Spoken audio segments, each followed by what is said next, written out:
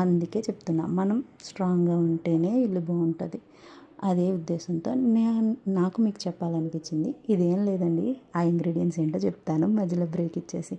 First వేసింది ధనియాల పొడి, నెక్స్ట్ వేసింది ఆచి మసాలా. చూసారు కదా, నేను కారం తక్కువ వేస్తానండి మోస్ట్లీ, ఎందుకంటే మా చిన్న పాప తింటుందని. సో కారం తక్కువ వేస్తే చిన్నపిల్ల కదా, సో ఇష్టంగా తింటుంది.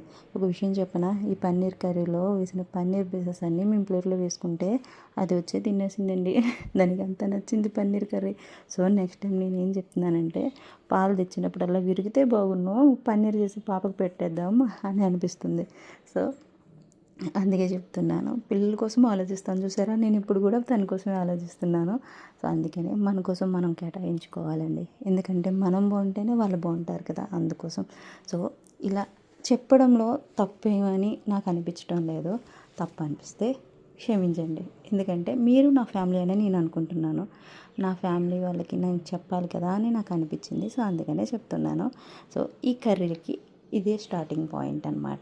సో ఏం లేదండి, ఆనియన్స్ టమాటాస్ కొంచెం ఉడికిన తర్వాత వాటిని తీసి మిక్సీ వేసేసుకోండి. ఈ జీడిపప్పుని వేయించి పక్కన పెట్టుకోండి. నేను చేస్తున్న కర్రీ ఏంటో తెలిసిపోయింది కదా, పన్నీర్ జీడిపప్పు.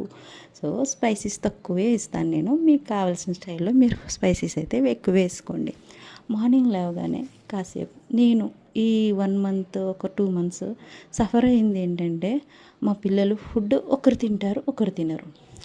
దానివల్ల నేను చాలా సఫర్ అయ్యాను. మోస్ట్లీ అయితే నిద్ర కూడా పట్టేది కాదు. తర్వాత అనిపించింది, తనకి ఈ ఎండల వల్ల వాటర్ ఎక్కువ తీసుకుంటుంది. సో తినట్లేదు, తక్కువ తింటుంది. ఏం తింటుంది ఎక్కువగా అంటే ఆయిల్ ఫుడ్స్, స్పైసీస్ ఫుడ్స్ తింటుంది. ఒకరు అసలు ఫ్రూట్స్ ఇవి తప్ప తినట్లేదు. సరే తన కోసమే అని ఇంట్లోనే నేను చేయడం మొదలుపెట్టాను అనమాట. ఇంట్లో చేసినవి ఇస్తే తను తింటుంది.